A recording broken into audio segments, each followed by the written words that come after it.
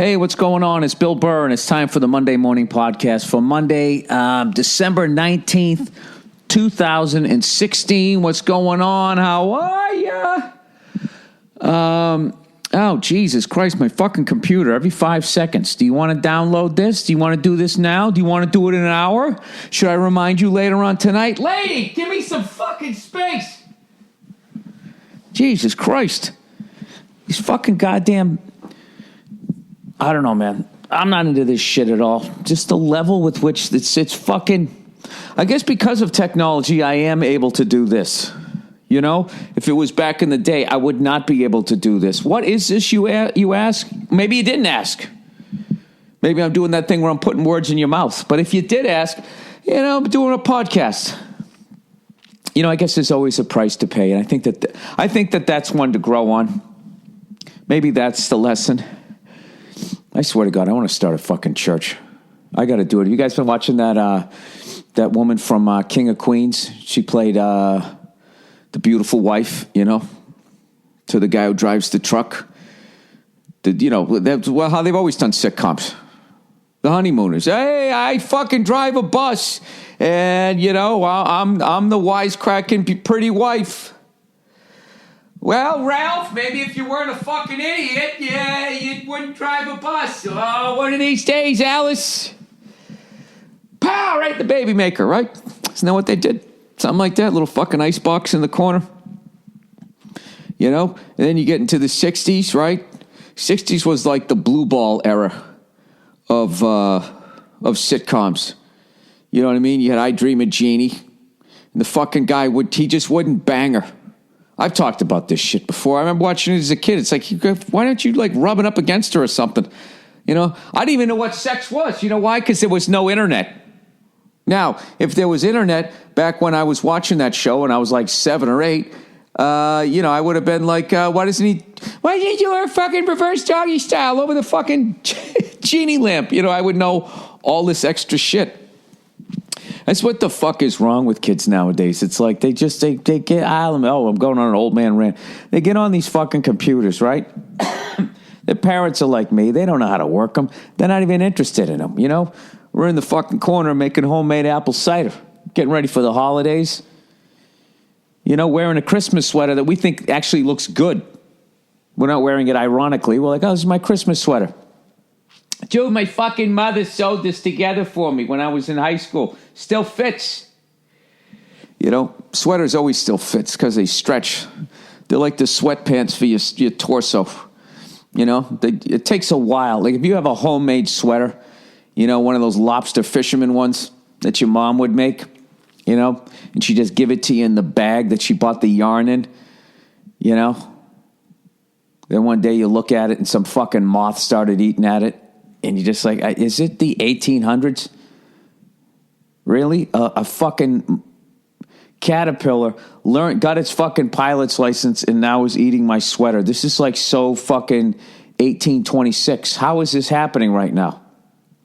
For the love of God, Mom, can you go to the rayon store? Can you make me a fucking polyester knitted sweater? Why don't you do that? Why can't you do that? I mean, Jesus Christ, there's fucking children doing it in sweatshops around the world. You gonna come at me with yarn? That's the problem with all the mothers nowadays, you know what I mean? Them and their fucking yarn, they just won't let go of it. I'm just fucking with you. What kind of woman knows how to knit anymore, Trying to find a woman that knows how to knit is like trying to find a guy that still knows how to hunt.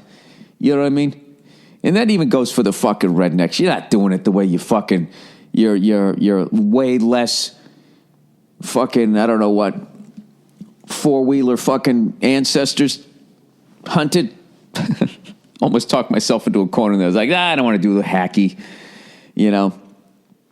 saying your grandfather who first had sex with a fucking relative. I didn't want to say that. I didn't want to go down that road. I don't even know if that's true. But how the fuck did that start? You know what I mean? One fucking guy bangs his sister, and then all of a sudden, everybody out there that has a four-wheeler is doing it. You know what I mean? They don't have Facebook. You don't have to be lonely. I like how they've gotten more aggressive on that Farmers Only. when they've really just started shitting on fucking city folk. You know what I mean? City folk just don't get it. And they still make themselves look stupid.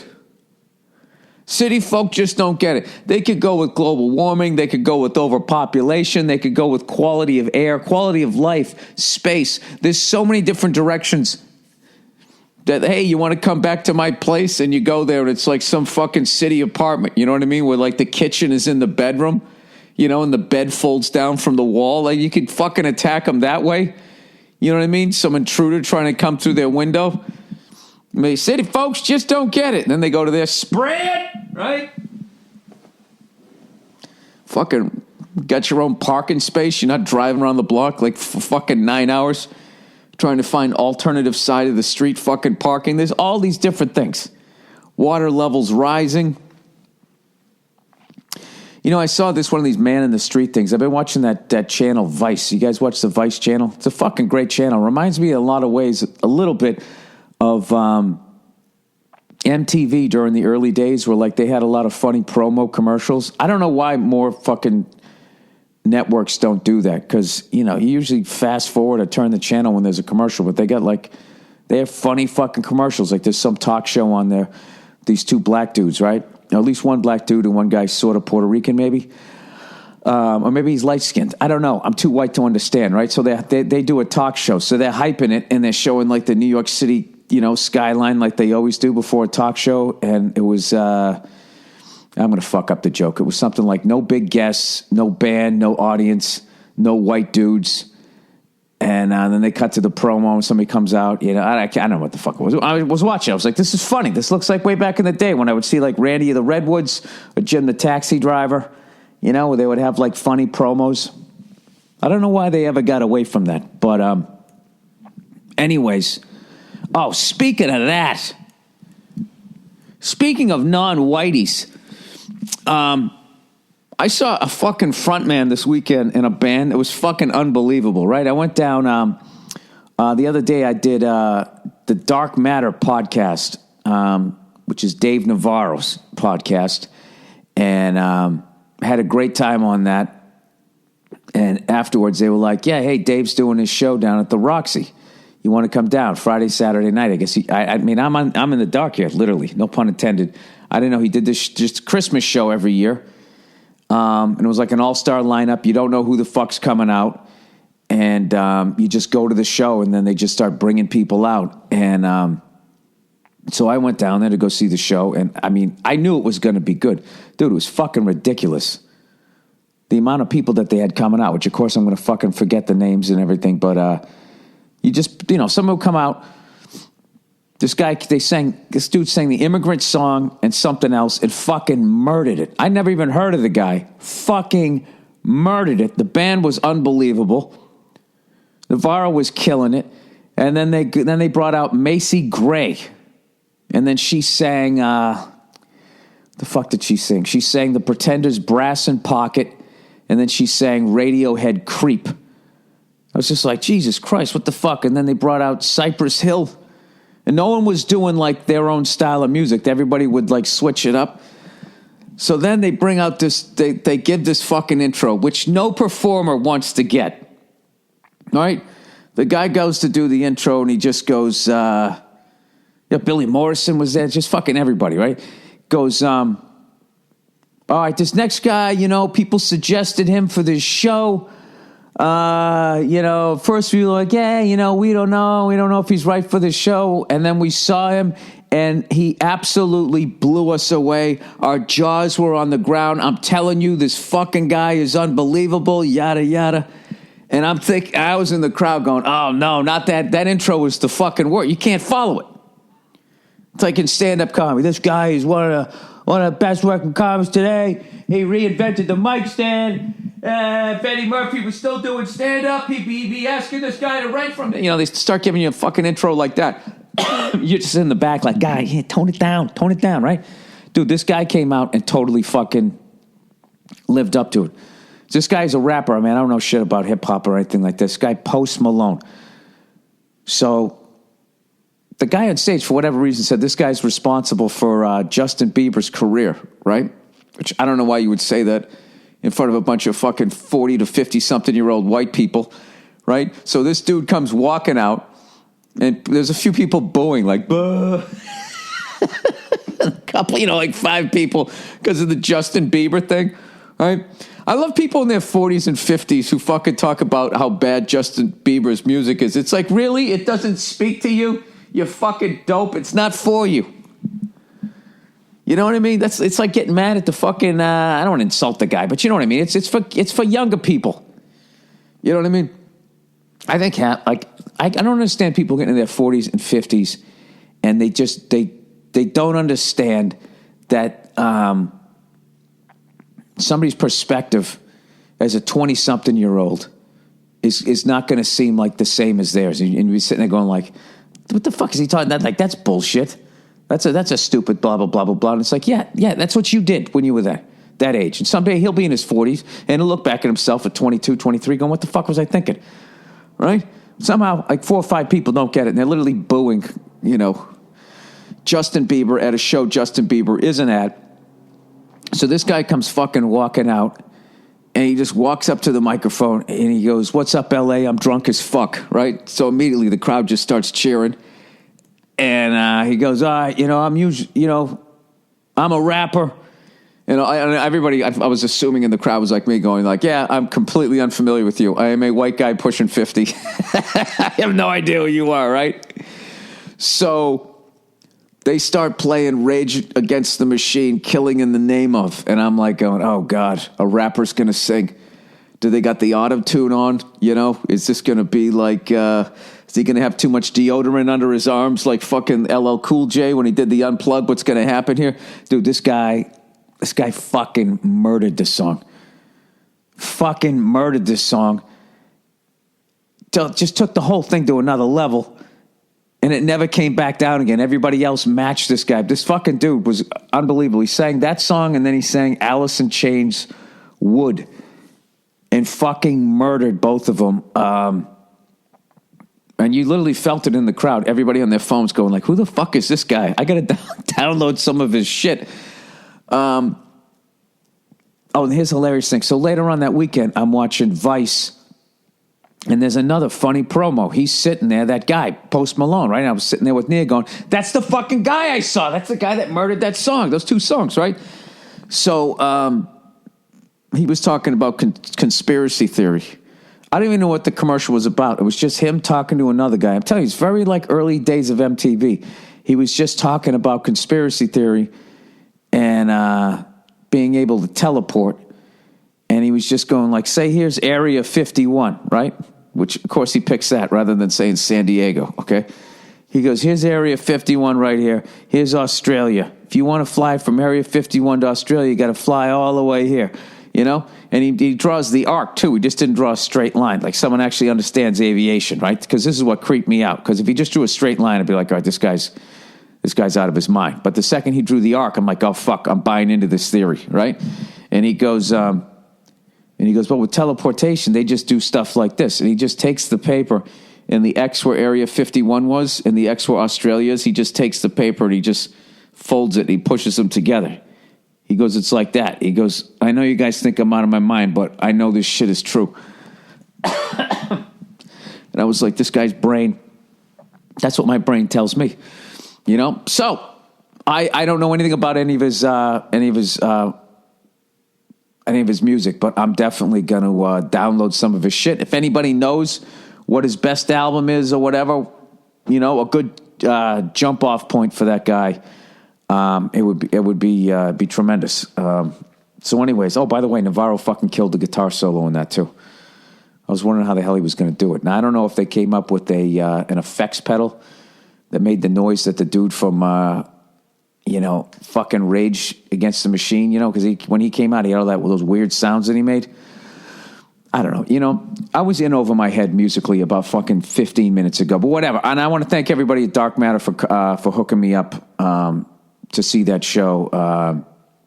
It was fucking great, man. Just a great goddamn show. So, of course, I talked to Dean Del Rey, who sees everything. He goes, oh, yeah, man. He goes, I went to that show at like the 5th anniversary. And it was like fucking Ozzy, Lemmy, and Steven Tyler. I was just like, oh, fuck you, man. Fucking, you're never going to beat Dean Del Rey with the fucking, I went to a concert story. Fucking guy's seen everything. So, anyway, so I'm watching this Vice channel. I know I'm just plowing through this shit. Fucking all over the place. And my wife just kept, recording this shit. She recorded something about, like DJs. She recorded something about the fucking kids of those, oil barons or whatever, oil money in Saudi Arabia. So we're watching both of these, right? The DJ thing, is just something I'd seen before. They're showing how much money that they're making in Vegas.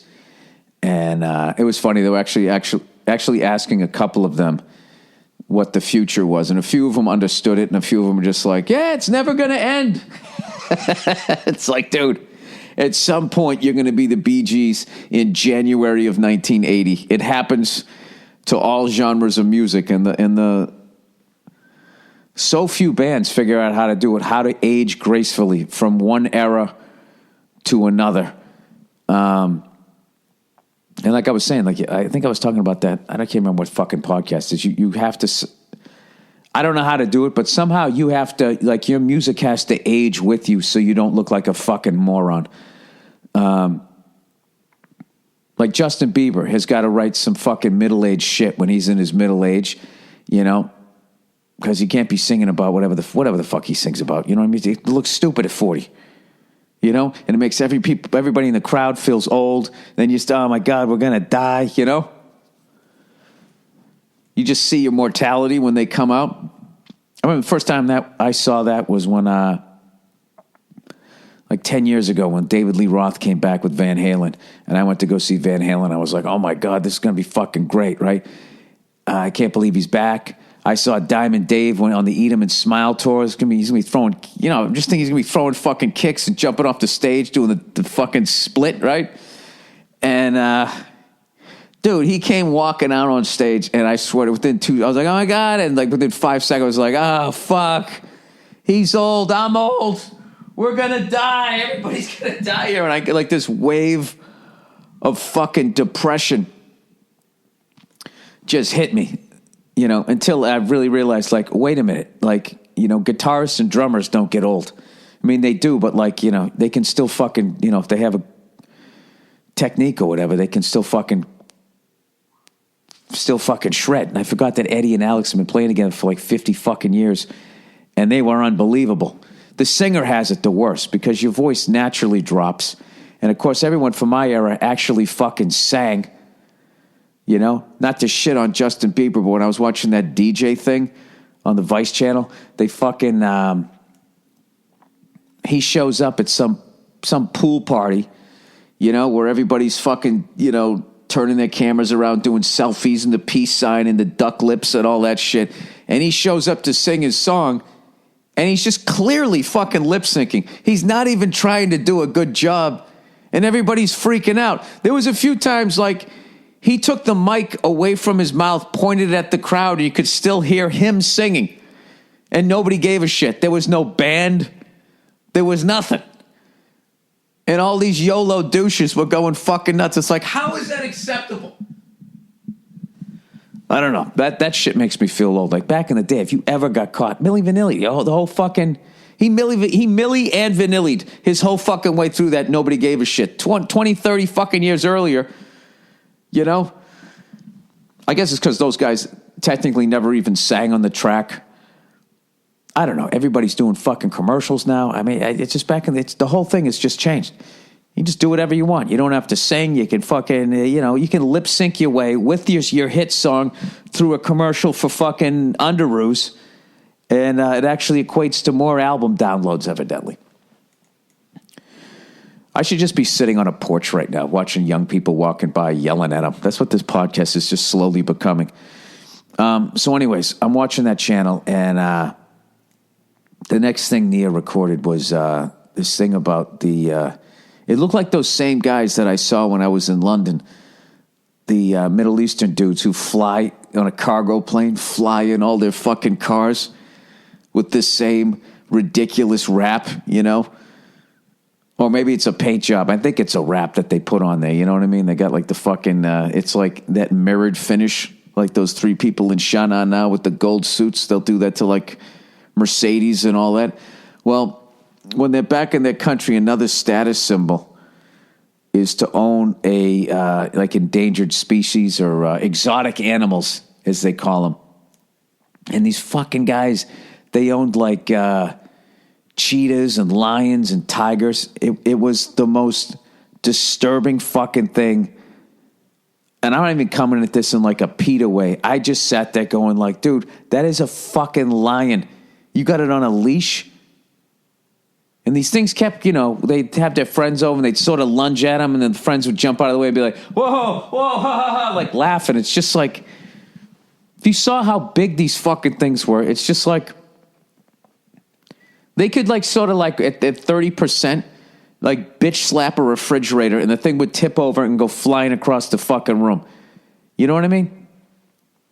And these guys are fucking with these things. So this fucking lady goes over there, this white lady, making white people look fucking stupid as shit. She's like, she fucking goes over to this guy's goddamn house. He's got a giant fucking lion. All right? And he goes, well, we'll get, or a tiger or some shit. And he goes, all right, we'll get you comfortable. We'll let you play with some smaller ones first.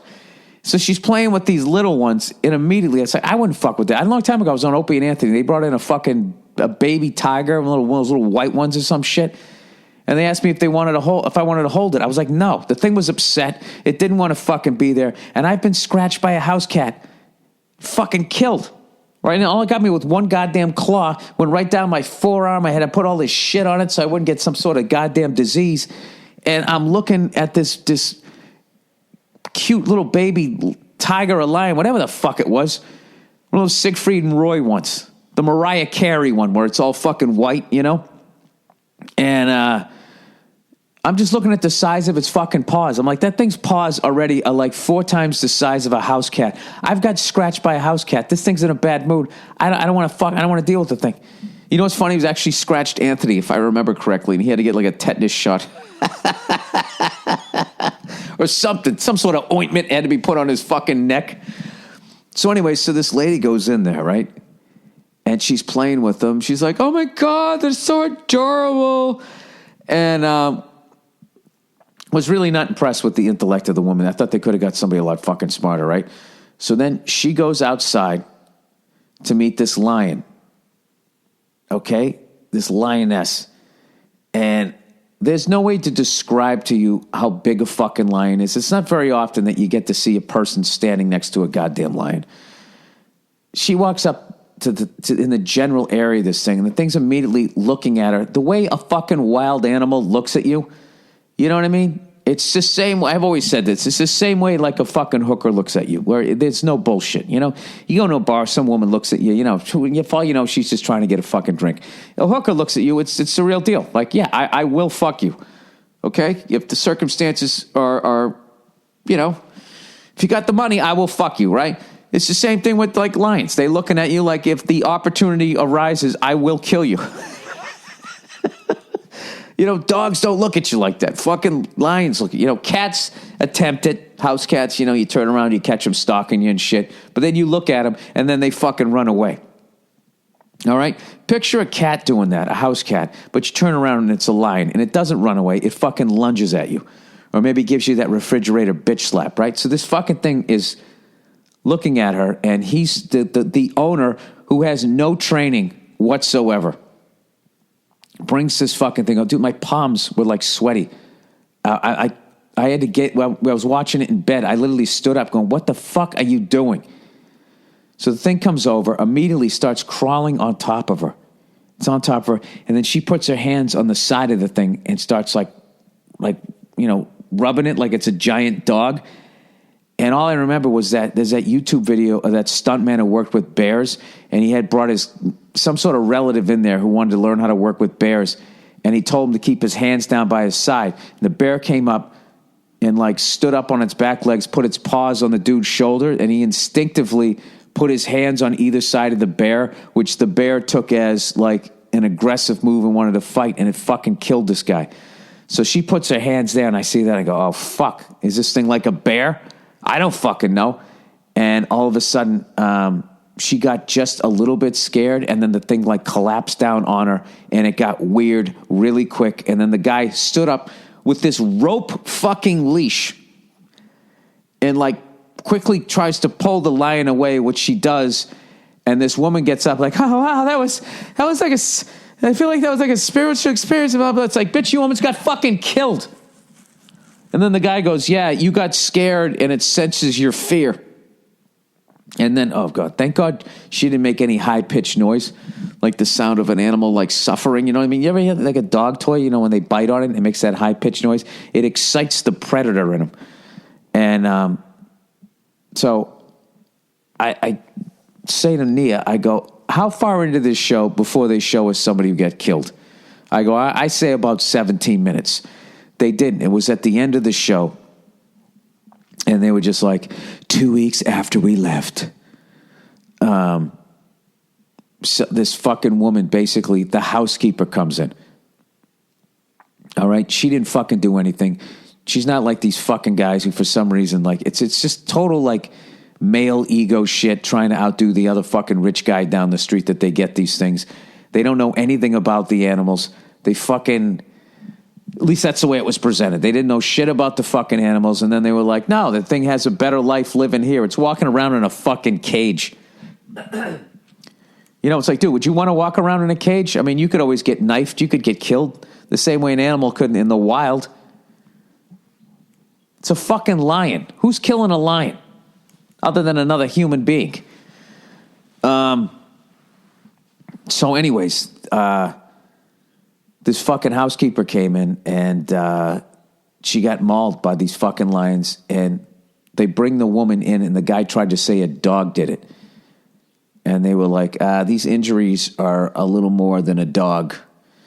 And then the owner is like, well, whatever do you mean? It's like, well, she's missing her left arm and the claw marks on this. And so you know what the fucking asshole did? He had 3 lions. He went home. He shot all of them and then burned their bodies out in the desert. So so nothing would fucking happen to him. And it was just like, yeah, it's like, yeah, there you go. There you go, fucking inevitable. They had like cheetahs. This guy's riding in a fucking 6-wheeled Mercedes with a fucking cheetah. And that woman's getting in the car going, oh, it's acting just like a dog. It's panning. It's looking out the window.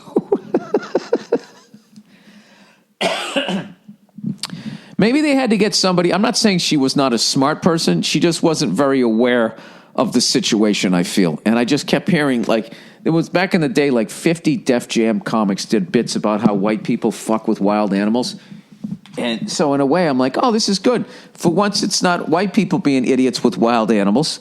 You know, now it's Arabs. let's take a little heat off of Whitey, and then they bring this white lady in there, and she fucking does everything that, every one of those bits says that we do.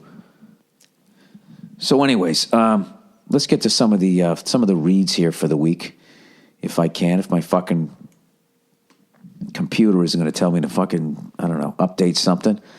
Oh, Jesus, here we go. Oh, wait, I have to promote this thing real quick. All right, I was supposed to promote this Regular Hero. Year in review. You can donate now and be a regular hero to change your life today. These people work around the world to help the disadvantaged. They are yet another nonprofit, and I'm assuming that because it's on my podcast that this is actually a legit one. You know, they help out with Hurricane Matthew, Skid Row, at-risk youth. Regular Hero show. Oh, fuck, I've done one of these. Oh, this is Steve Simone thing, right? The Regular Hero show has been a great fun and awareness raiser thanks to comedians Bill Burr, Gabriel Iglesias, Dane Cook, Daniel Tosh, Chris Hardwick, Chris D'Elia, the world famous Comedy Store and the Improv. Yeah, this is actually a legit one. In a world where so many of these nonprofits are a complete horseshit, this is actually a legit one, which is a very nice thing. Because everything's a fucking nonprofit. Like, you remember that lady from a couple months back. She lost her job at that nonprofit, yet another nonprofit, when she said that horrible shit about Michelle Obama. And of course wrote it like a dope. She said something like, it will be so refreshing to have a classy, beautiful, dignified first lady in the White House. You mean that trophy wife? What, because she wears a red blouse, all of a sudden she's fucking, a better person? She wrote, I'm tired of seeing a ape in heels. Not an, A-N, a ape in heels. And ape is capitalized like it's, I don't know, somebody's name or some shit like that. And so, of course, she gets bounced out of this nonprofit. She gets fired because everybody knows that makes you less racist. You're racist, and then you lose your job, and then you go, oh, wait a minute, what was I thinking? Everybody is equal. So anyways, then the fucking mayor from this town, Clay County or something, West Virginia, I guess, backed up her goddamn, why you would do that. Even if you were racist, you'd think you'd be smart enough to keep your fucking mouth shut. This person co-signed on what the other person said, and then the mayor had to fucking resign. So anyways, they fired the first lady who said it from the Clay County Development Corporation nonprofit. They're a corporation that develops shit, but it's not for profit. Well, let me ask you this. How is this woman not homeless? I don't get how you work for a nonprofit and you're not homeless. If there's no profit, how do they pay you? This is what all corporations do. I'm in business with a certain corporation that claims a $90 to $180 million loss a year, and the people I work with are buying mansions out here, redoing them. I don't know how that works. That's actually a different thing. Because they're not considered a nonprofit. They're considered a business entity. And if you don't show that you've earned any money, then you don't have to pay any taxes. So the corporation does it. But then everybody draws a salary. Now you have to pay taxes on the salary that you drew. But however, if you just say you're not making a profit, you don't have to pay any taxes. And I would think that all that extra money that you didn't pay taxes on, you then just disperse amongst your employees. Right? So rather than making $1 million a year, you make $2 million a year, and then you pay taxes on that, right? I don't know how it works. I'm too stupid to figure out how that shit works. But for the life of me, I looked up this nonprofit trying to figure out what the fuck they do. I can't figure it out. So anyways, they fired this fucking lady, and then like a month later, they just reinstated her. And I don't know. To me, that is the Trump influence. I think that's what everybody learned from Trump. It's just like you just say, hey, that's locker room talk. Or, all right, he's fired. And he comes back, I'm back. Yeah, I left for 6 weeks and I'm back, And what I love with media is there's no follow-up after the first story. The first story's done. There's the whole fucking everybody flipping out. Let's go burn the witch. And then once it dies down, then you just bring the person back and they've moved on to something else. I don't know. It's really bizarre. I just don't know how somebody could fucking be in business with somebody like that. It's fucking nuts. Anyways, all right. MeUndies. Oh, geez. Ba-doop, boop, boop. MeUndies, rubbing up on your cock. Ba-doo-doo-doo. MeUndies. It's like a sheepskin fucking sock. It's so fucking soft up against your taint. You fucking love it. Your dick you will paint with a pair of fucking MeUndies. Why would you paint your dick? I don't know. How many fucking times can I sing this? Picture a world where putting on a new pair of underwear isn't just fresh. You're stepping into a better day. I bet wears MeUndies or lives a MeUndies lifestyle is Mariah Carey. I know it's the second time I brought her up, but that fucking channel, Nia keeps watching, I don't know, one of these reality shows that's following Mariah Carey around. Dude, she's fucking hilarious. Every fucking shot, she's like laying in a bed in an evening gown with heels on, full makeup and everything with a glass of wine. It's like in the 1950s what people thought rich people did all day, just laying around with like some fucking $300,000 diamond necklace. It's like, we get it. You're a diva. Jesus Christ, you never wear sweatpants? Just have a fucking white Zinfandel over there. Anyways, it says, think about it. Underwear is the first thing you put on and the last thing you take off, unless you're weird. What if you don't like your torso? What if you're one of those guys that fucks with his shirt on, your sweaty T-shirt, right? You know what I mean? You still have your T-shirt on. Ladies, if you're fucking a guy who has man tits, that's when you know he's really letting you in, is when he takes the T-shirt off too. Oh, Jesus, Bill, why would you say that? All right, think about it. Underwear is blah, blah, blah, blah. Why would you settle for anything less than the best feeling underwear on the planet? MeUndies focuses solely on producing the most comfortable underwear you've ever experienced. My friends at MeUndies sent me a few pairs a while back, and now I can't imagine wearing anything else. Why do you keep putting that in the copy? You sent me 2 pairs. I wore them. One I liked, the other with a Greg Louganis cut, and I wasn't in that shape. You sent me the Olympic diver fucking skibbies there. Jesus Christ. I went from muffin top to I don't know what the fuck, croissant. What's the next one up the pastry ladder? It really makes each day that much better. For the price of 2 cocktails, MeUndies will deliver your new favorite pair of underwear right to your doorstep. Better day guarantee. You try them on, and if they aren't the most comfortable, best-feeling underwear you've ever had, they'll refund you and let you keep your first pair for free. Well, obviously, what are you going to take it back like that fucking mattress company? These uber cozy undies are sold exclusively on the MeUndies website, where you'll enjoy free shipping in the U.S. and Canada. And for a limited time, everyone in my audience gets 20% off their first order, but you have to go to our special URL, MeUndies.com/Burr, to get 20% off. That's MeUndies.com/Burr. All right, give me the loot. Loot Crate, everybody. Hey, nerds, wake the fuck up. Here we go. Be the envy of your friends and get your 100% exclusive crates at lootcrate.com/Burr and enter my code BURR to save $3 off any new subscription. What the fuck is a Loot Crate? Oh, here we go. Wait until I tell you. I'm supposed to be excited here. Wait until I tell you about December's crate. It'll have you fighting the power, man. Loot Crate offers an epic range of pop culture items for less than $20 a month. If you're more of a fanatical fashionista, then try Lootwear. Monthly wearables and accessories with cult classics and your favorite franchises. If you want to get fancy, get a bigger box and even bigger loot with Loot Crate DX. Want to geek out your pet? Try Loot Pets. Offer expires December 19th at 9 p.m. Pacific. Get ready for December's rebellious theme, Revolution. They're always watching. I have no idea what any of this shit is, but I know nerds are loving this. They designed a system to keep you down, and they're meddlesome. Hello, friends. It's time for a revolution. December's crate features exclusive items from Assassin's Creed. No way! Mr. Robot. Holy shit! Firefly. What the fuck is that? Our monthly t-shirt and pin and more, including an exclusive Funko Pop. I'm telling you, I say this every week. That sounds like a fucking dad gene band. Funko Pop. We take elements of funk.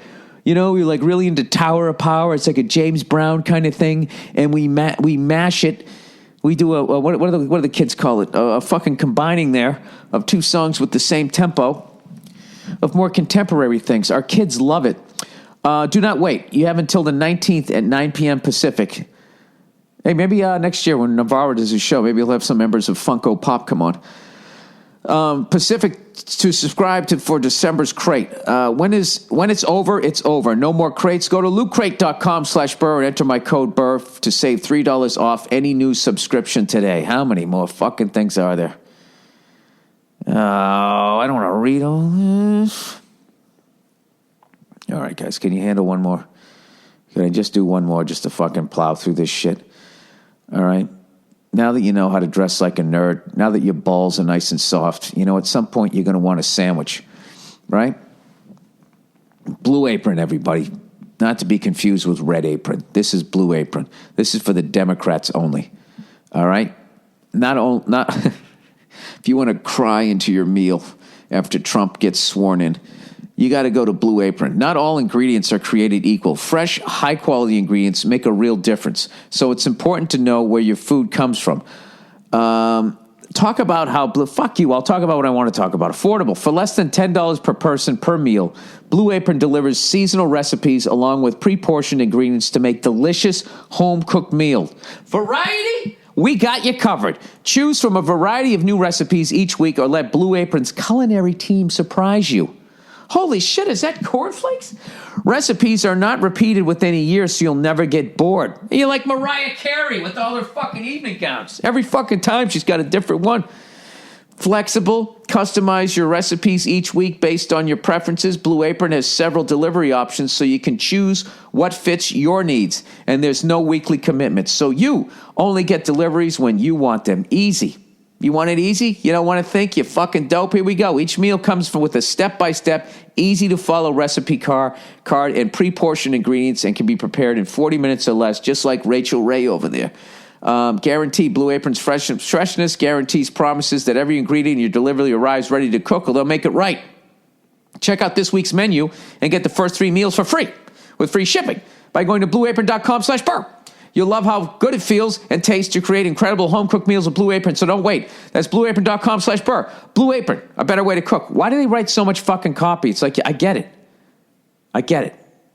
I get it. Oh, these aren't all, some of these are reads. I fucked up. I only have one left. Oh, my God, this is great. There's only one left, everybody. Then I get into the questions for the week. Perfect. All right. SeatGeek, everyone. Buying tickets online for sports and concerts has been a confusing process for a long time. Yes, it has. It's always been hard to find the best deal for that game or show you want to go to, and none of those older ticket sites want to change that. But SeatGeek is different. They've come along and created an amazing app and website that makes it easier for every fan to buy and sell tickets. Everything about SeatGeek is designed to make life easier for sports and music fans. SeatGeek does all the price comparisons for you by searching multiple ticket sites and ensuring that you get the best possible deal. SeatGeek does all the work, and you save time and money. Best of all, my listeners get a $20 rebate off their first SeatGeek purchase. To get your $20 rebate on tickets, download the SeatGeek app, go to the Settings tab, and click on the add a promo code. Allow them to access all your photos and to track you long after you've bought the seats. Enter promo code, this isn't Uber.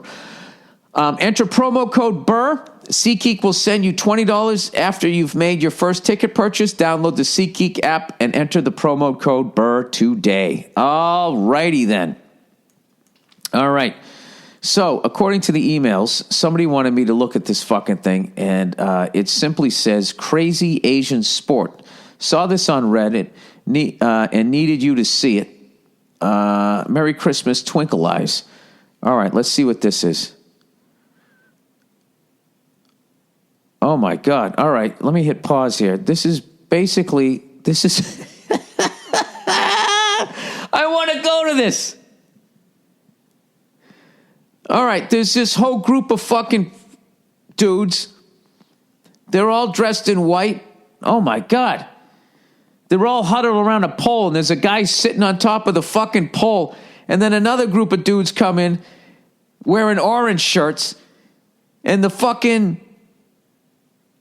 they all have on like Olympic boxing headgear. And when the fucking orange dudes come in, they're trying to knock the guy off the pole. This is like fucking ants fighting each other. Dude, you fucking asshole. How can you show me this and not tell me what sport this is? They try to knock the guy off the fucking pole. What is this called? And what happens is basically everybody gets piled on. Once the orange crew comes in, oh, there's a weak guy. He ran the other fucking way. They start jumping up on top of each other. Oh, my God, I would be so fucking claustrophobic. It's basically like a rugby scrum if you could throw fucking punches and you climb. And just imagine a rugby scrum, and rather than the ball, one of the rugby dudes was sitting up on a pole, and they're trying to fucking knock him off. Wow, dude. They're just kicking each other in the face. I swear to God, you know? How the fuck did I get so lucky to be born in this goddamn country where they at least pretend to give a shit about your well-being and your life? That is a fucking hardcore sport. You know what? Hats off to fucking Asia right there. I would love to see them try to get this. Is barbaric. Try to do it in our country. like as everybody's listening from America, my country, I should say. This is barbaric. This is promoting violence against people with different kinds of shirts on. I mean, I don't even understand what is the purpose of this. Can you please tell me the name of that sport? Am I ever going to get over this fucking cough? I haven't smoked a cigar in forever. I'm getting 8 hours sleep. Not really. Nia's tossing and turning every fucking minute now. I literally, I sleep in bed for like half the night, and then after a while, I just end up going upstairs, and I fall asleep, I want to do the same thing, like, when the baby comes. I'm just going to be, when the baby cries too much, I'm just going to be like, you know what? I can't deal with either one of you, and I'm going to go upstairs. And I'm going to put on an evening gown like Mariah Carey and and lay here with my fucking diamonds on. I don't know. Maybe it's just for the show, but I just look at it. It's like, this person is out of their face. At some point, has just completely lost touch of reality. There's something about that. When you get like backup dancers and they're all hanging on your every word and they literally want to be you, like there's no way to keep yourself tethered to any sort of fucking reality. All right. Advice, age, different story. First of all, did I talk about everything I wanted to fucking talk about this week? Let's talk about how you guys doing with your cardio. If you're late to the podcast, you can still start right now, man. I've been trying to do a half-hour cardio every single day because this, between Thanksgiving and New Year's, you eat all of this fucking shit. You put on weight, and then you just start the year behind the 8 ball. Behind the 8 ball, right? I was like, I'm not fucking doing that. So as of December 1st, I've been trying to do cardio, a half-hour cardio every single fucking day. And, of course, I fucked up, right? What did I do? I made it through the first 11 days. And then December 12th, I had a busy morning, and you really got to knock it out in the morning, which I didn't.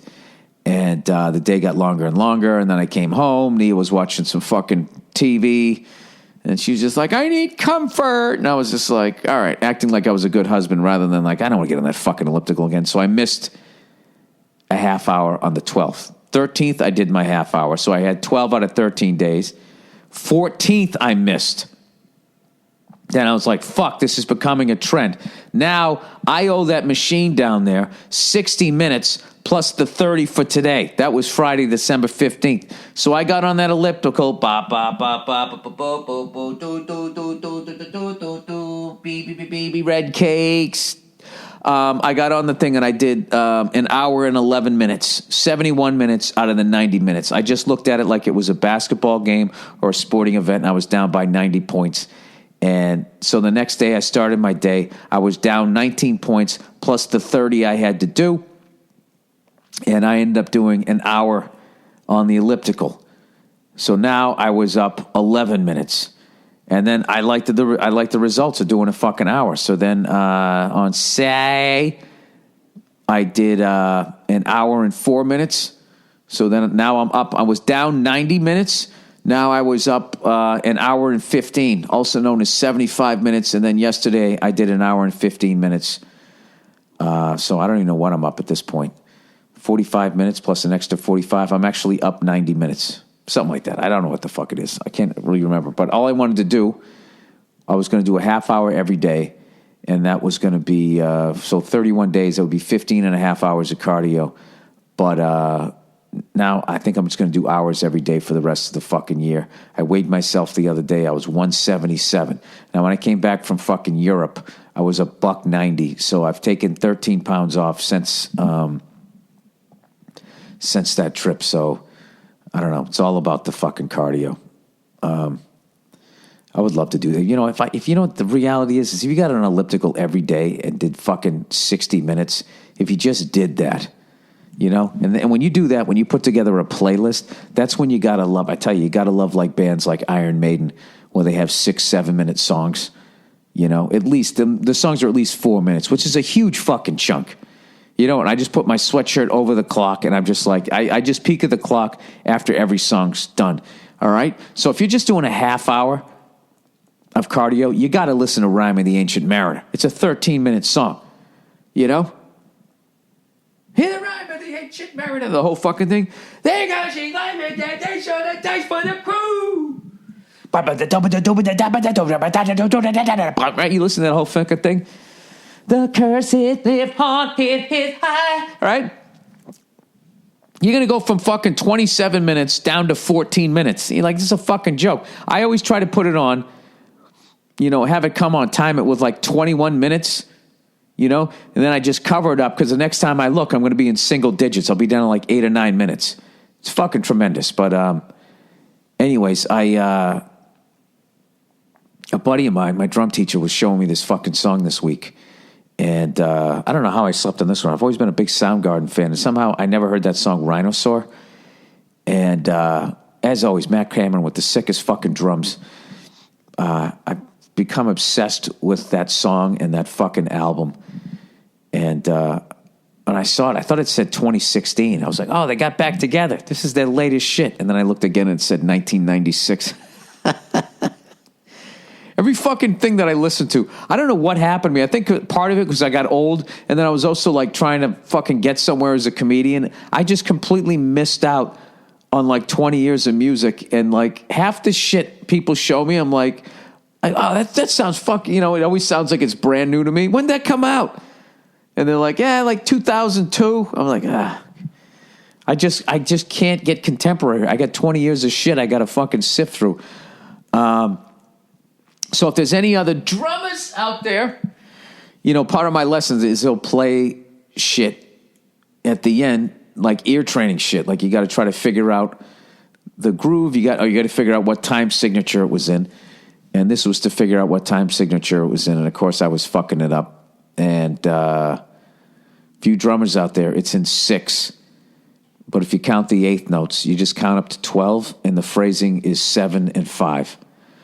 And I would play it for you on here, but I always just feel like because I do advertising, if I play any music, that all of a sudden somebody's going to come after me and be like, you owe us money because you made money off of MeUndies while you played our fucking song or whatever. Anyways, what do you guys think of the Patriots yesterday?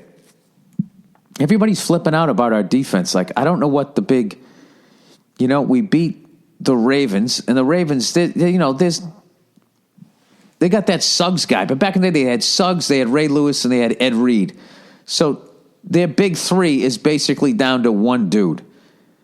And, they're not who the fuck they were.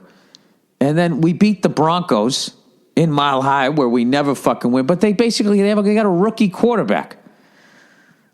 I don't know. I get so frustrated with the Patriots because it seems like they only protect their offensive players. I know I've been bitching about this, but they just, that fucking cornerback, whatever the fuck his name is, Talib, whatever the fuck his name is, like when he was with us, that whole side of his whole quadrant section of the field was just shut down. What didn't we like about that? Why didn't we just keep that guy? We got fucking wide receivers, we got fucking our quarterback. That's where we keep all our fucking. You know what? This is my theory. Bill Belichick is such a defensive genius. I think he just thinks like, you know what? I don't fucking need. I don't. Look at this. My fucking computer just decided. I said, contact me in an hour. And I was like, all right, an hour's gone by. Now it's just syncing with my fucking phone. Like, who's doing this? So weird. There's like all these fucking satellites just fucking pointed at you. I don't know.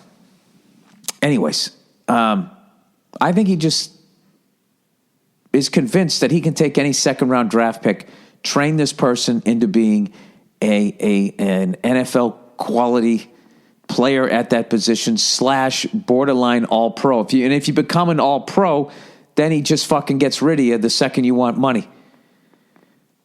Just fucking been doing it forever. But back in the day, we'd keep McGinnis, we kept Vrabel. So our defense, I felt like, had an identity. Now it's like every 3 years, it's like a whole new fucking defense. It drives me up the fucking wall. I don't know. We'll see. Because I watched the Giants, And, like all Patriot fans, every year when the Giants go on their run, you get this sickening feeling in your stomach going like, oh, fuck. Yet you want to play him again because we got to beat him one time. And I was sitting there going like, all right, well, they lost Tom Coughlin. This is going to be huge. And lo and behold, they're doing it again. They're on another fucking run. All right. The defense looks fucking amazing. You know, I'm not saying our defense doesn't look good, but it does not look as good as theirs. And I don't know. That's the Giants thing. Like, the only thing about the Giants is they don't score any fucking points. For whatever fucking reason. They got Eli, who's a goddamn beast. They got the fucking, they got the diva there. What's his name? I don't, my short-term memory's for shit. I just thought Wyatt. I can't fucking remember. His last name's the same name as the fucking soccer player with all the tattoos who's married to the Spice Girl.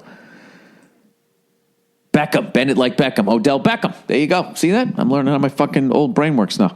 I got to go on one of those brain exercise websites that try to help you with your short-term memory. I don't know. I'm fascinated how they can have him at wide receiver. You know, I don't know if they're paying that Cruz guy a bunch of fucking money, but they got Eli. They're able to keep him. But then on the other side of the ball, they got JPP. And if he didn't fucking mess up his hand, like they seem to be, they're more balanced. You know, so what if Chandler Jones wanted money? He fucking earned it. Sometimes I just feel like we're getting, I don't know what the fuck. How many Super Bowls do they have to win before you realize Bill Belichick knows what he's doing? I know. I'm just looking at the NFC West, and it just seems like they're stronger. I'll tell you right now, the Dallas Cowboys, you buying or selling? I'm selling. I don't believe in them. I don't believe in the Dallas Cowboys. I don't believe in their coach. I don't know about, you know, this is just totally based on, I look at that guy and I go, I don't believe in that guy. I just don't. Pete Carroll is a fucking beast. Eli is an animal, and their coach, who I swear to God looks like he won some radio contest, is a wolf in sheep's clothing. Is a wolf in upper deck fucking eating a pretzel and getting mustard all over his face clothing. I think one of those teams, and this really isn't going out on a limb, I think one of those two teams goes to the Super Bowl. And having watched both teams, I think I would rather play. I'd rather play Seattle, and that's only because Seattle, you know, once you win win a Super Bowl, you go to back-to-back. You know, they lost too many guys. Not to say that they couldn't beat the Patriots. They already fucking beat us this year, but we'll see. We'll see. I never fucking believe in my team. You know what I mean? I don't know why. I always just see the fucking, you know, why are we doing this? Why are we doing that? So anyways, we shall see. But be nice to play the Giants again and finally fucking win. We would have to win that game, or else Tom Brady would forever just get ripped on sports talk radio by all his mouth-breathing dopes. They would be like, does that mean then you can actually say that Eli is better than Tom Brady? Like it was this one-on-one game. Like Tom Brady, every Super Bowl, has not led his team down the field for the winning score. He's had to do that every Super Bowl that he's been in, you know? And 4 out of 6 times the defense went out and did their job, and 2 times they did not. And I'm not taking it away from fucking Eli, because 2 times Eli beat our defense, but he beat our defense. He did not beat Tom Brady. However, when you're the quarterback, you take all the blame. You know, all you got to do is look at Dan Marino and the ridiculous level of shit that guy takes, despite the fact all the records that guy. I've never understood it. It's just, did he have to tackle people too? Was he supposed to run the ball up the gut to fucking eat up some of the clock? I don't know. It's just so fucking. The shit that Dan Marino gets is the dumbest. It's the dumbest ever. This is how much the game has changed, by the way. I looked this up the other day, just because all they do is fucking throw the ball. And I looked up all-time, you know, running backs, just rushing all-time for your career. And I'll tell you right now, what's his face? Emmitt Smith, no one's going to break that fucking record. The way they just don't run the fucking ball anymore. No one's going to get anywhere near that thing. Let me look this shit up. Like, I looked it up yesterday, and not now. I don't want to install these fucking things. Fuck off. Jesus Christ, it's like a fucking kid tugging at you. Mommy. Where we go? All-time NFL rushers. All right, where the fuck is it? Pro Football Reference. This is the best thing ever. So I looked this shit up, okay? And in the top 20 all, like as of right now, there's only 3 active players in the top 20. The first 7 are all retired, okay? The highest ranking one is Frank Gore, who has 12,931 yards. All right? Then you got to go all the way down to 16. You got Adrian Peterson, who, granted, took a year off because he beat his kids up with something he found in the woods. Adrian Peterson, and then you got Steven Jackson at 18. All right? You go to the all-time,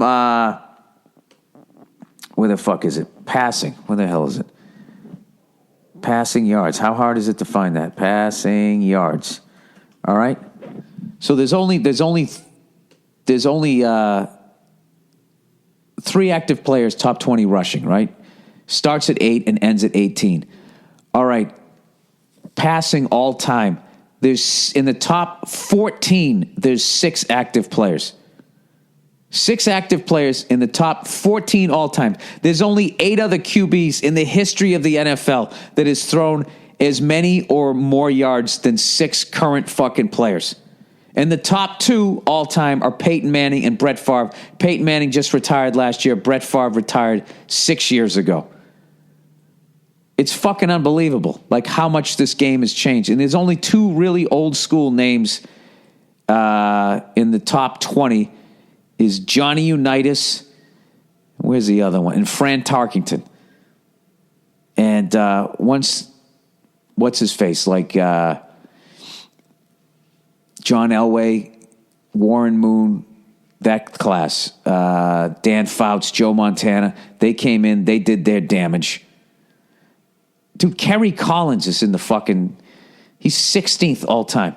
So here you go. So you got Peyton Manning's 1, Brett Favre is 2, Drew Brees is 3 with 65,462 yards. He's less than 7,000 yards, about 6,500 yards away from owning the record.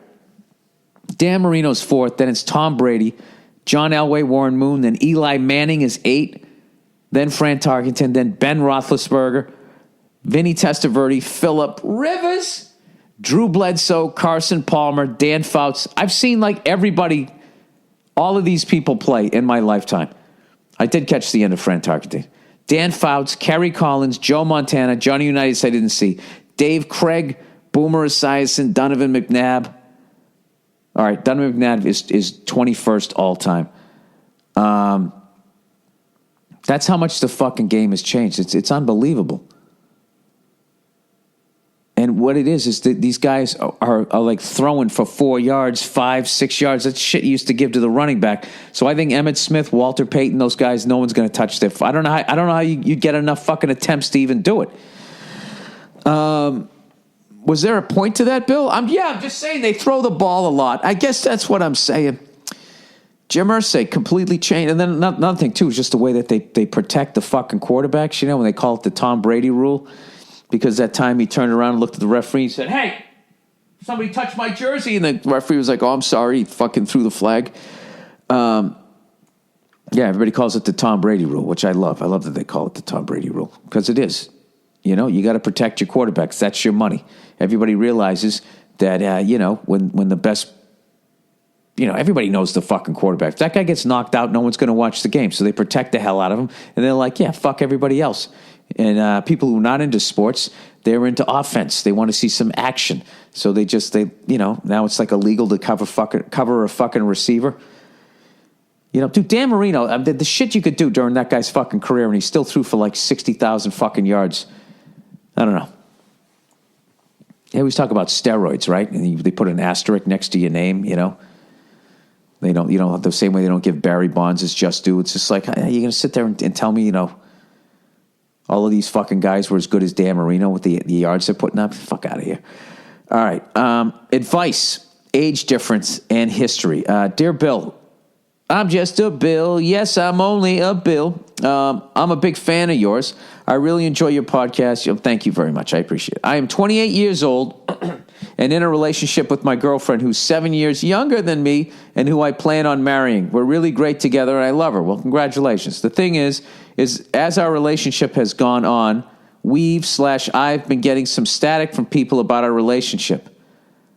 Well, who gives a fuck what they think? Like I said, she's 7 years younger than me, but we've known each other for a while. We've met when I was working at my first job as a counselor at a camp when she was one of the kids. Oh, Jesus. When we first met, I was 17 and she was 10. Yeah. Yep. And that's that creepy thing. That's that creepy thing. Because at some point you were like, oh, look at that little kid. That's the Woody Allen moment where you go, oh, isn't she adorable? And then at some point the switch flips to being like, hey, I think I want to fuck that. You know, there's no way to get around that, sir. You'd have to understand that. So anyways, he says nothing happened between us at that point. Well, I would hope so.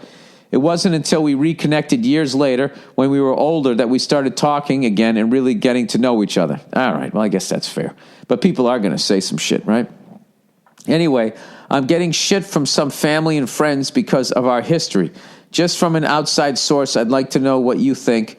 Do you think it's strange or weird? I know there's people out there 15 to 20 years apart. It's just with our history, it throws people off. Again, what do you think from an unbiased perspective? Thanks and go fuck yourself. Yeah, the thing is that you were 17 and she was 10 when you first met her. That's what makes it weird.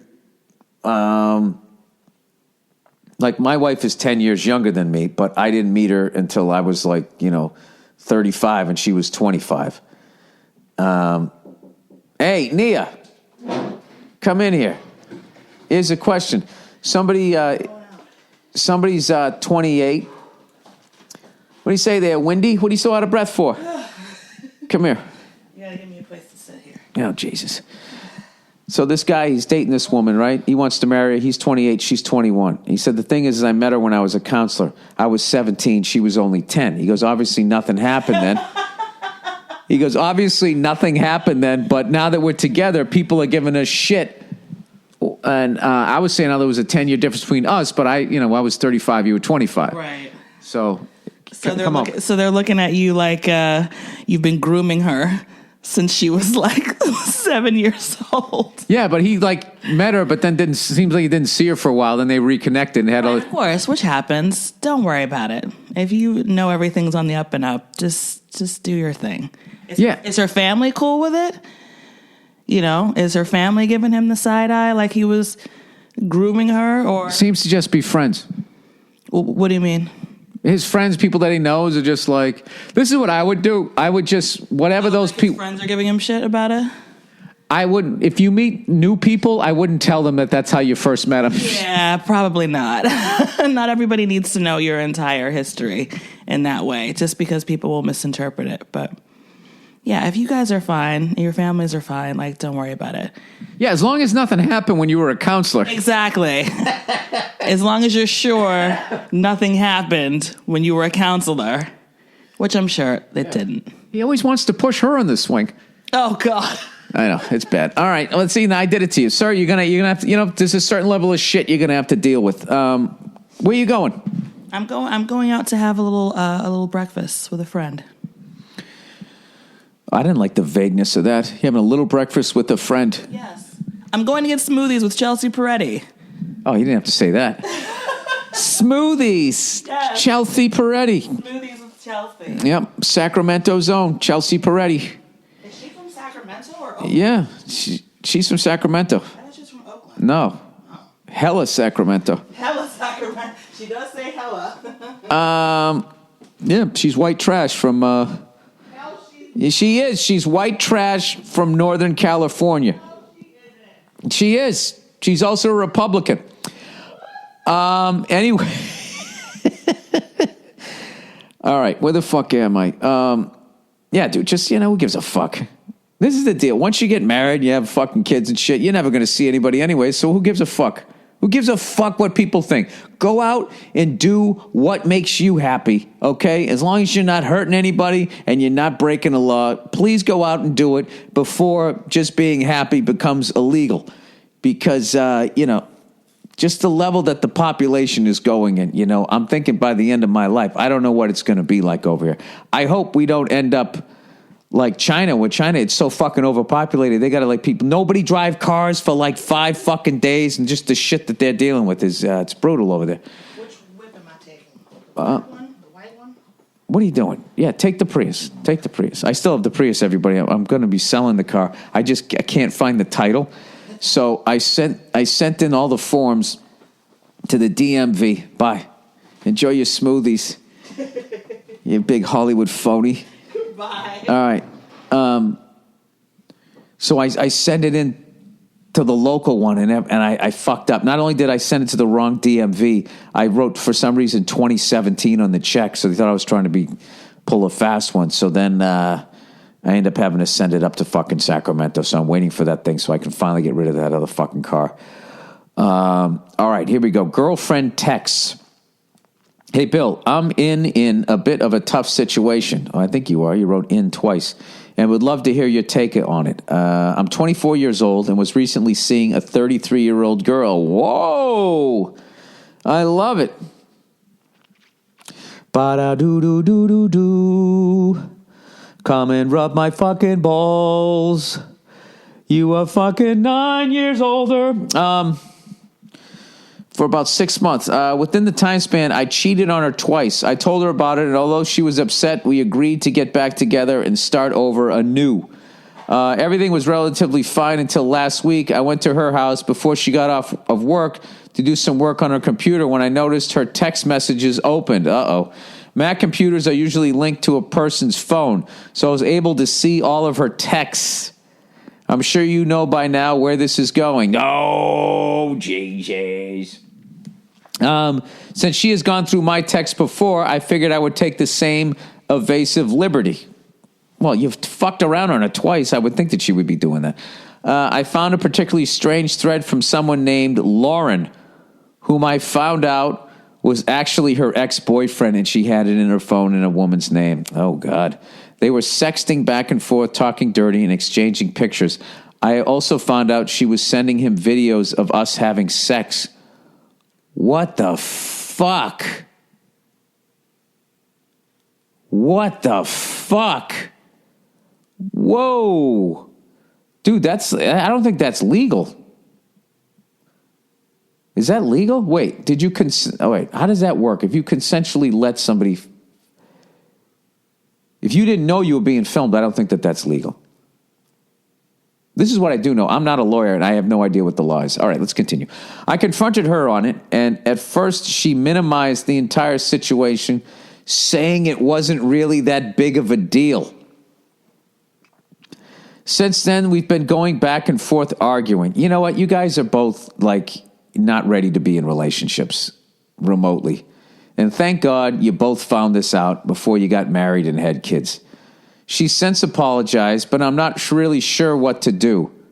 I did cheat on her, so does that even the playing field? Or is the whole thing just rooted in dysfunction and chaos? There you go. Walk towards the light. I can't tell if I'm just lonely and want her in my life again or if I should just walk away. Please help me here. I am emotionally involved in this situation, so it's hard to make a clear, objective call. Dude, just walk away. Walk away, and you need to do some work on yourself because I think you're a fucked up dude, and I'm saying this with empathy. You're a fucked up dude who's actually a relationship guy and probably would have just gotten married and fucking had your own little fucking fruit stand or whatever, but something fucked up happened to you as a kid. You got weird boundaries, so you get into relationships with dysfunctional fucking people, and then you could continue to fuck around on the side and all that. It's actually a very common thing. So I would say what you need to be single, and you need to do some work on yourself. I would go to therapy. Figure out what your deal is. Really figure out what the fuck it is that you want in life and what it is that you're looking for, and then just take a baby step every day walking towards it. That's what I would do. But I would get out of this relationship. And I would give her the same advice too. There you go. Yeah, get out of it.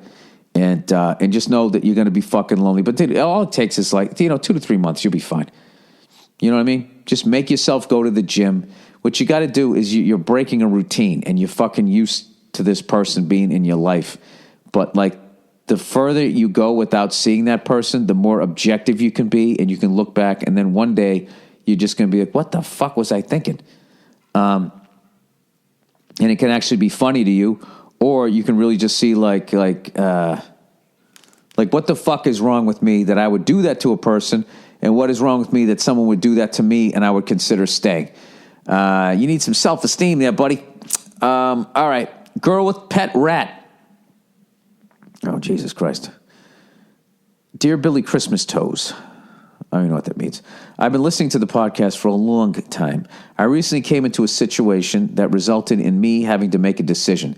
Instead of writing into you and asking what to do in the situation, I decided to do what I thought you would want me to do and write in with the results.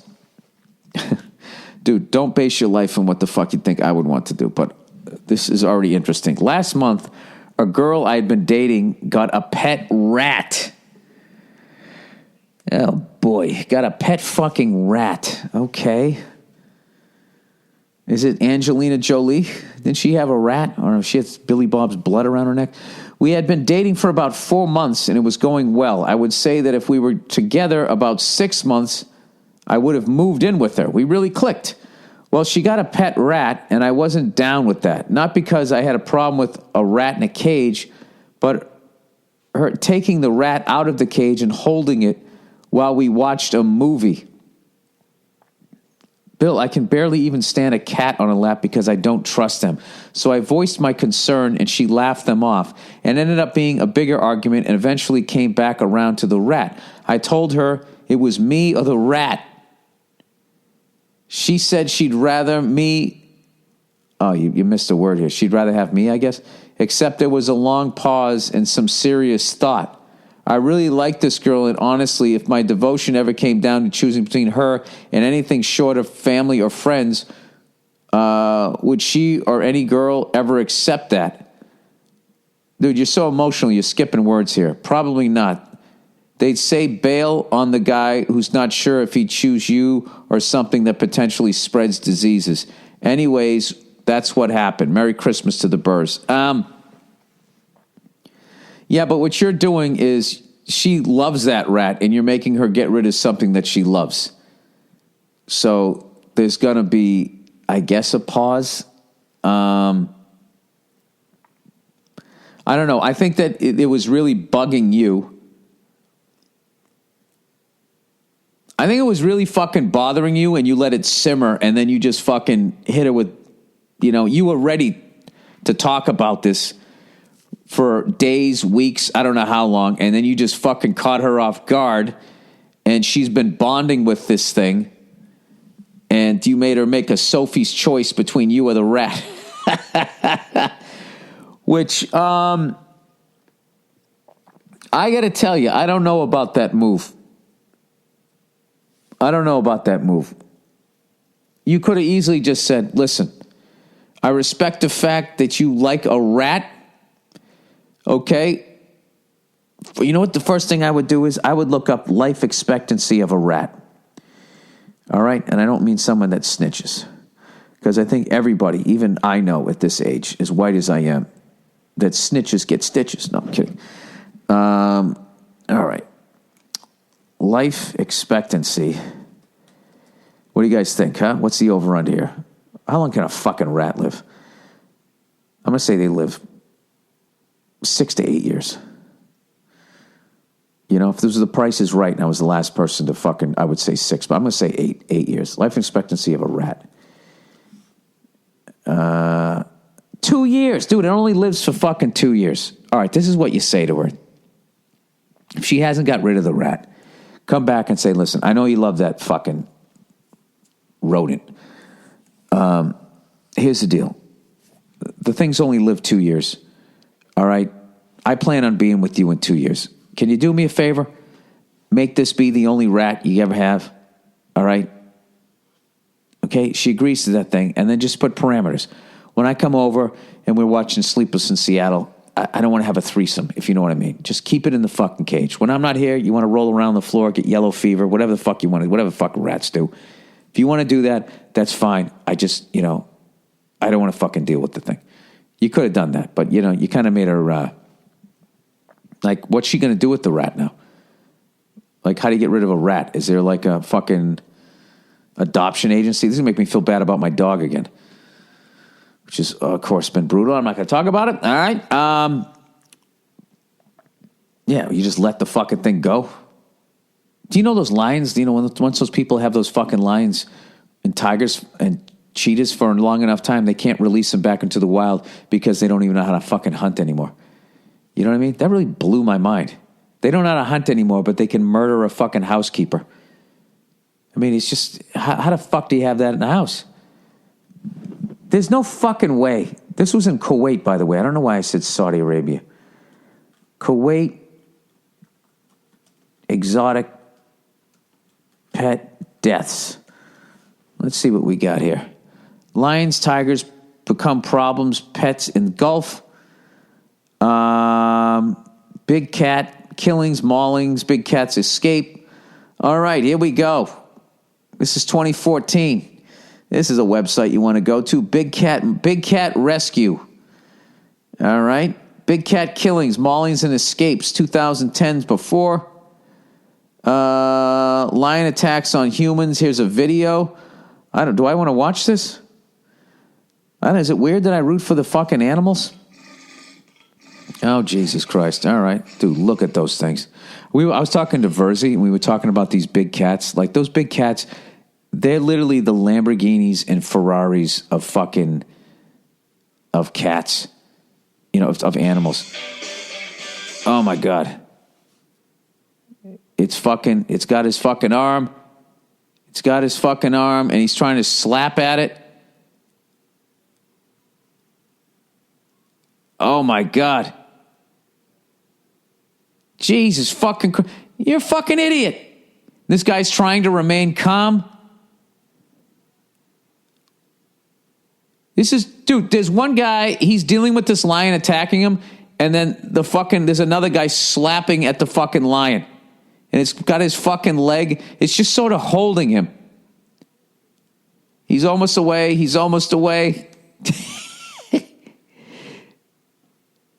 Oh, my God. He's fucking got him again.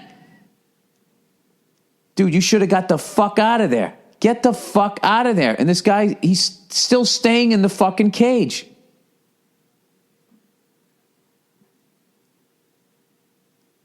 Oh, there you go, you fucking dope. Oh, this is like the top 10. All right, you got to go to this. BigCatRescue.org.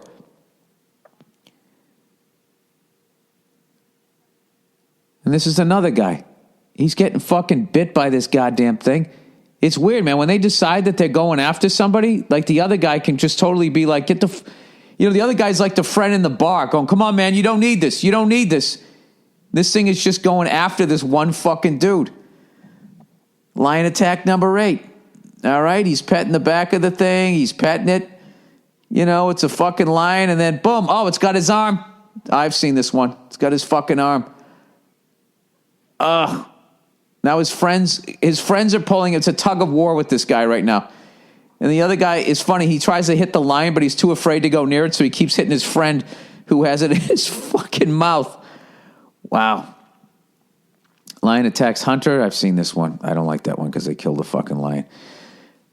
Jesus Christ. You know what? I got to be honest with you. What you don't see in any of these fucking videos is women that own fucking these things. Guys are just such fucking dopes. Anyways, all right, that's the podcast for this week. If you guys missed last Thursday's podcast, you got to tune into it. Rich Scheidner, man. This guy gives you basically a stand-up comedy history class. He's one of my favorite guests I've ever had on the podcast. I could have talked to him for like 2 hours. You have to get his book. It's about his life as a stand-up comedian. Was it Walking Through the Ashes of Stand-Up? My Life as a Stand-Up Comedian. You got to get the book because, he started to tell me those, first time he did the Tonight Show, he had a little baggie of cocaine in his fucking pocket. He said the next time he did it,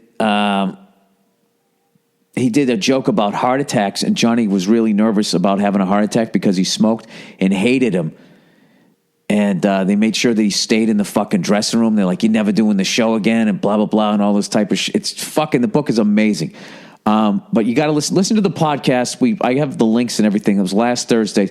If you're really a fan of stand-up, it was just effortless. It was one of the fastest hours I've ever done on the podcast. Totally fascinating. Please check it out. It was from... what's today's date? I don't fucking know. It was last Thursday. God damn it, Bill.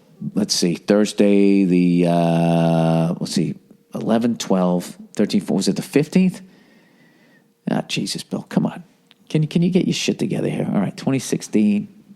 Yeah, Thursday the 15th. Check that one out. All right, that's the podcast. Go fuck yourself. I'll check in on you on Thursday.